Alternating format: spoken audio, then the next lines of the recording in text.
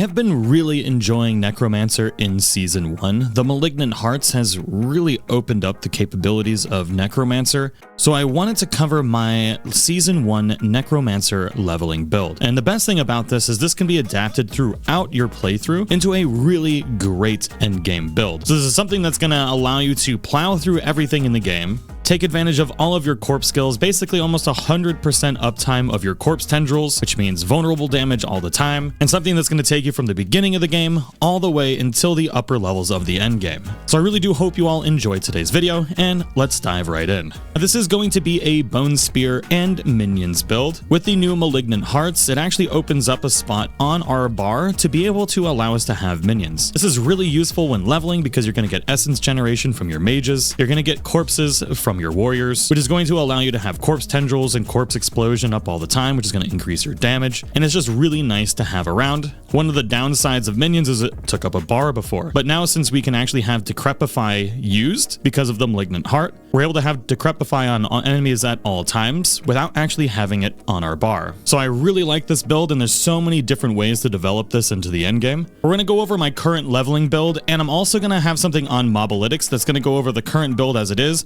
as well as a full Paragon tree so you can see how it evolves over time, recommended gear to get as you progress into higher and higher tiers of Nightmare dungeons and further into the game. So you can really take this video and the Mobalytics build and use it to progress your character throughout the game. Now, first things first, let's go over the legendary aspects and equipment that we're using. Obviously, as you're leveling, you're not going to get a lot of these, but almost all of the ones that I'm using right now are available through dungeons and you can unlock them. You can get a really low level of corpse tendrils. This is great for increased critical strike chance as well as increased damage since you're having corpse tendrils cast all the time. This is definitely something you want. I currently have it on my two-handed weapon because having that almost 100% crit chance is just amazing right now for me.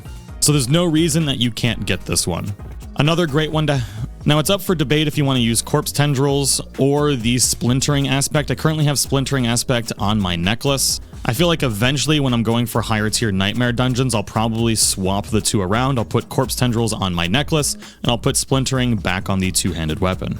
Thankfully, both of these can be gotten at their lowest rolls in your codex. Another really critical one is going to be also available in your codex. You have up to a 10% chance to generate 30 essence when hitting vulnerable enemies with your bone skills. You're hitting vulnerable enemies all the time, so you're going to be generating a lot of essence with this. Since bone skills damage scales off how much essence you have when cast, keeping your essence maximized at all times is incredibly important. For my other ring, I haven't actually put the aspect on here that I want. I have this on here just as a placeholder for the moment. But one of my favorite aspects with this build is Umbral. I finally got my first max roll Umbral, which is 4 primary resource when you crowd control an enemy. Since we're automatically decrepifying everything, we're going to be getting the resource generation when we decrepify something.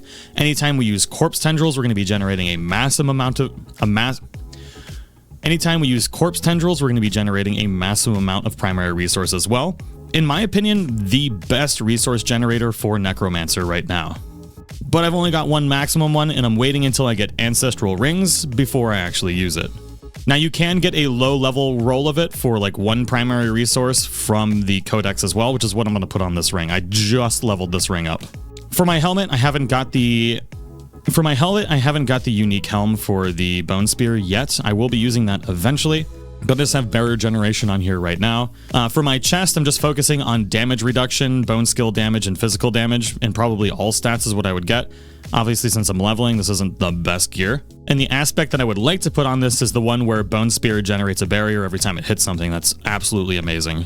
For my gloves, I just wanted to make sure I focused on increased ranks to Bone Spear and critical strike chance. Other than that, you would want to focus on attack speed and lucky hit to generate primary resource. I haven't been able to roll that yet. It's pretty rare. Also, for my aspect on here, I'm just focusing as I level on putting anything that might benefit me. Since I really want to focus on essence generation, I decided that each time one of my summoning minions damages an enemy, that they get increased attack speed up to 39%, which means my mages are going to be generating me even more essence. In a perfect world, I would probably put Ossified here or on one of my rings. And what that does is increase our critical strike damage based on how much primary resource we have. I haven't had one drop yet. They are pretty rare, so if you do get one, you might want to save it for some better gear later in the game. For my pants, you always want to focus on damage reduction on here. These are the worst pants I could have possibly gotten, but I do have basic skills grant 20% damage reduction on here, so that's pretty nice. And then for my boots, I wanted movement speed and essence cost reduction, but I didn't get essence cost reduction on here, and I don't want to spend resources on garbage boots, so I'm not doing that. But I do have increased number of skeleton mages on here as my aspect. Now the stats on your two-handed weapon, you're going to want to focus on like critical strike damage, vulnerable damage, intelligence, and or all stats. Then you can go for something like core, or critical strike damage with bones skills. On your necklace, I focused on movement speed and essence cost reduction. Cooldown reduction would be pretty cool here as well, but since we have the malignant heart that allows us to cast corpse tendrils and decrepify and all that stuff, we're already getting pretty good resource reduction from the decrepify, cooldown reduction from our decrepify procs, that it's not so bad.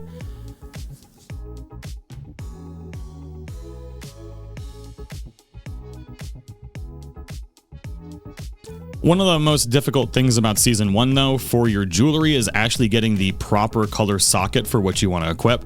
I always want to make sure that I at least have one item with a red socket in here for walking near a corpse automatically activates an equipped corpse skill every second. Don't care about the damage on here.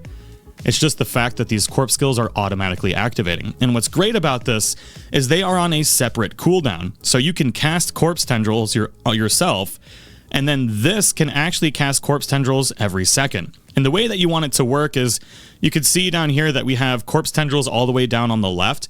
This is the one that it's going to focus on if it's not on cooldown. And what can happen is it can go corpse tendrils, then corpse explosion, and then corpse tendrils, corpse explosion.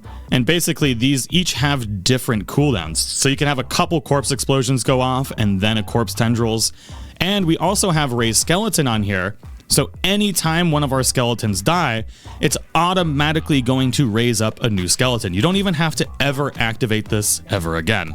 This malignant heart is absolutely amazing, and the amount of uptime that you have on your skeletons and corpse tendrils is ridiculous. The next one that I'm focusing on while leveling, this will probably swap out later in the game. Once I don't need to use my basic skill anymore for resource generation, I'll put Decrepify in replace of bone splinters, and I'll never have bone splinters on my bar again. On my necklace, I couldn't get another red socket, but I do have the devious heart in here, which has resource draining effects are less effective, and I get increased resource generation. Not the best. One that I have been enjoying using is Caged Heart of Tempting Fate while leveling. This gives me 64% increased critical strike damage, but my non-crits do considerably less damage. But since we have such high crit rate on Necromancer, this has worked pretty well. But there are a ton of hearts that you can get later in the game that you can use instead of this one. Now for my skeletal warriors, I decided to go with Reaper for the corpses. And for my skeletal mages, I went with Cold and for essence generation. There's another really cool thing that you could do as well if you wanted to, where you go with Bone, and each time your Bone Mage dies from its own attack, they leave behind a corpse and fortify you for 20% of your base life. If you're doing something like a hardcore playthrough of Necromancer, this is the one that I would recommend, because it's going to increase your survivability a ridiculous amount. But if you're not doing hardcore, just go for the essence generation until you don't need it anymore, then you can swap things around. For our skills, I have 1 point into Bone Splinters and then 1 point into Enhanced Bone Splinters. Then I've gone down and got 5 ranks of Bone Spear with 3 from my equipment, Enhanced Bone Spear, and Paranormal Bone Spear. Since we're always having corpse tendrils give us the vulnerability, we don't need Supernatural Bone Spear. I've got 3 points into Unliving Energy, and for some reason we can only put 1 point into Imperfectly Balanced. I don't know if they're ever going to fix this. I think it's a glitch.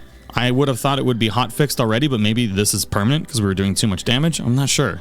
I've got 1 point into Corpse Explosion, 3 points into Skeletal Warrior Mastery, 1 into Grim Harvest, 3 into Fueled Death, 3 into Death's Embrace, as well as 3 into Death's Reach.